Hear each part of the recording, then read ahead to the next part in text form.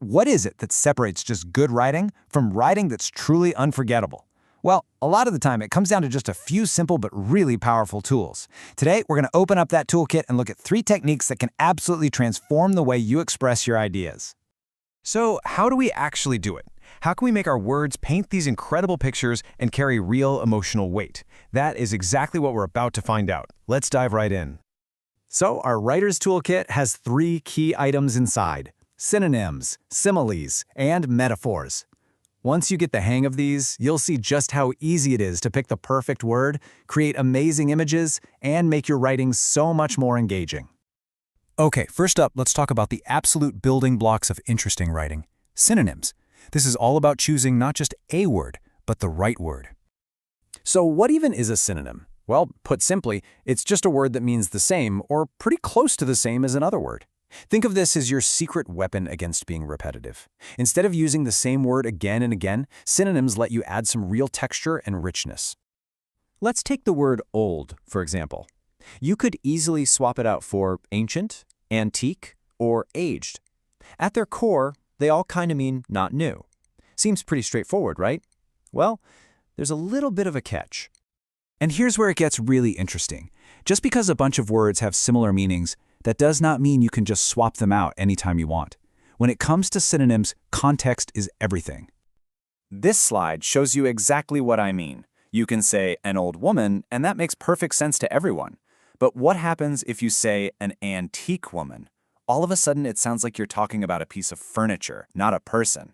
This shows us that the feeling or the idea a word suggests, what we call its connotation, is just as important as its basic dictionary definition. All right, so now that we've got a handle on how to choose the right word, let's get into the really creative stuff, actually painting pictures with our words using similes and metaphors. A simile is a type of comparison that uses 2 little magic words, like or as. It's a fantastic way of saying one thing is similar to another thing, and it helps create a much clearer image for your reader. For example, the thunder roared like an angry lion. Wow! You can almost hear that deep, rumbling sound, can't you? By comparing the thunder to a lion, the writer gives it a personality. It's not just some noise anymore. Now it's this angry, powerful force of nature. Or how about this classic? She was as quiet as a mouse. We instantly get it. We know exactly how quiet she was. She wasn't just quiet, she was practically undetectable. See? That's the real power of a good simile. Okay, now let's meet the simile's bolder cousin, the metaphor. A metaphor kicks the comparison up a notch. It doesn't just say something is like something else, it says it is something else. It's way more direct, way more powerful. Just think about the phrase, "he has a heart of gold." You'll notice there's no like or as in there. The statement is totally direct, and obviously we don't think his heart is literally made of metal. What the metaphor does is it links the qualities we associate with gold, precious, valuable, pure, directly to that person's character. It's just a really powerful way to say someone is kind and good-natured. So, when you boil it all down, the difference is actually really simple. A simile makes a comparison using like or as, and a metaphor just goes for it and makes a bold, direct statement. One might say he fought like a lion, the other says he was a lion in the fight. See the difference?